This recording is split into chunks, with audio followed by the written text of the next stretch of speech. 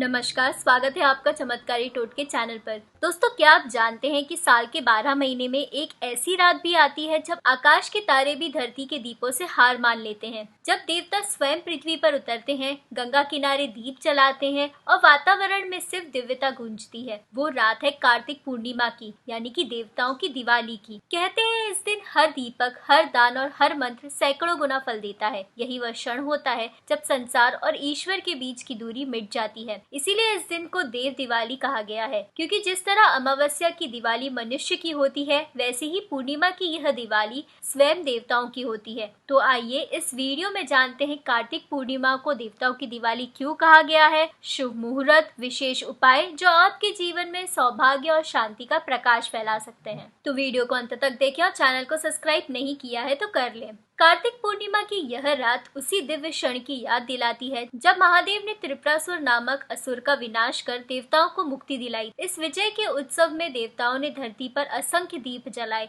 और तभी से ये तिथि देव दिवाली कहलाई। मान्यता है कि इस रात स्वयं देवता गंगा तट पर उतरते हैं, इसीलिए जो व्यक्ति इस दिन स्नान, दान और दीपदान करता है, उसका जीवन पाप मुक्त होकर सौभाग्य से अलौकिक हो जाता है। वर्ष 2025 में कार्तिक मास की पूर्णिमा तिथि 4 नवंबर को सुबह 10:36 से शुरू होकर 5 नवंबर शाम 6:48 तक रहेगी। उदया तिथि के अनुसार इसका मुख्य पर्व 5 नवंबर बुधवार को मनाया जाएगा। इस दिन का सबसे शुभ समय है प्रातः 4:52 से 5:44 तक, जब ब्रह्म मुहूर्त का पवित्र संगम होता है। कहते हैं जो व्यक्ति इस समय स्नान कर, दीप जलाकर दान करता है, उसके जीवन में ग्रह दोष, रोग, दुख और दरिद्रता दूर हो जाती है। कार्तिक पूर्णिमा के दिन प्रातः काल सूर्योदय से पहले उठकर स्नान करना अत्यंत शुभ माना गया है। यदि संभव हो तो गंगा स्नान अवश्य करें, क्योंकि यह आत्मा को निर्मल और मन को पवित्र बनाता है। अगर गंगा ना सही तो किसी पवित्र नदी में अवश्य स्नान करें। स्नान के बाद घी या तिल के दीपक का दीपदान करें और भगवान विष्णु की पूजा करें।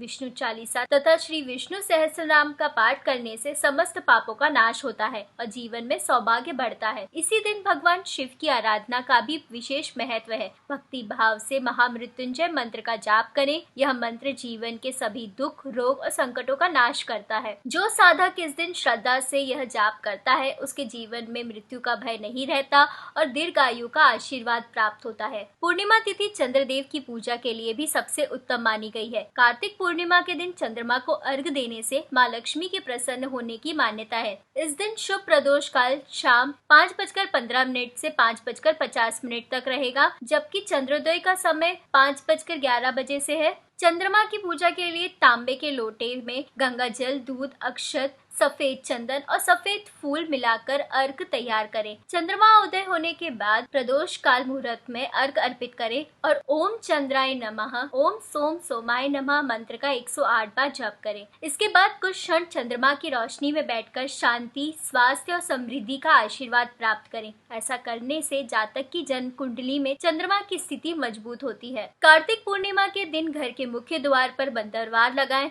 और उसे फूलों से सजाएं। देहरी के दोनों ओर दीपक जलाएं। यह लक्ष्मी आगमन का प्रतीक माना गया है। मुख्य द्वार पर आम के पत्तों का तोरण बांधना भी अत्यंत शुभ होता है। इससे घर में सकारात्मक ऊर्जा और सौभाग्य प्रवेश करता है। इस पवित्र तिथि पर यदि संभव हो तो किसी पवित्र नदी में 11, 21, 51 या 108 दीपदान अवश्य करें। ऐसा करने से जीवन में आर्थिक समृद्धि आती है और माँ लक्ष्मी की कृपा सदा बनी रहती है। कार्तिक पूर्णिमा के दिन माँ लक्ष्मी प्रसन्न मुद्रा में पीपल के वृक्ष पर वास करती हैं। इस दिन स्नान के बाद पीपल के पेड़ पर दूध में शक्कर मिलाकर अर्पित करें।